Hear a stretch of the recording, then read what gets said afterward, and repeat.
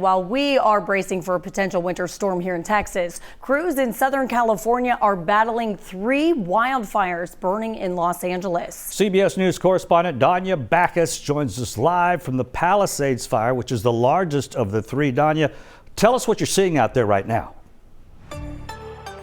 Yeah, right now we are experiencing the peak of the wind gust here, and some areas could reach up to 100 miles per hour. Behind me, more fire crews have just arrived here at the Palisades Fire, where you can see behind those fire trucks, there's still some hot spots burning right here. Firefighters have been working throughout the night, and it's the wind gusts that have really kept them from getting a good hold on this fire. That's because they're fighting this fire from the ground. Usually at this point, they're able to fight it from the air, but because of the high wind gusts, they're not able to fly the aircrafts like the water dropping helicopters or the aircrafts that carry flame retardant to make those drops on the fire to get a good handle on it.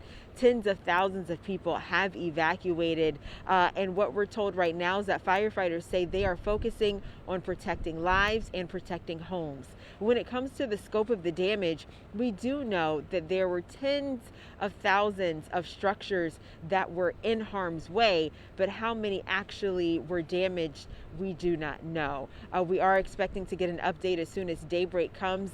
We're going to drive through the neighborhoods again and understand the true scope of the damage that's been done here. Back to you. Hearts go out to all the people there in Southern California. Danya Backus, thanks for being live with us this morning in California. Stay safe out there.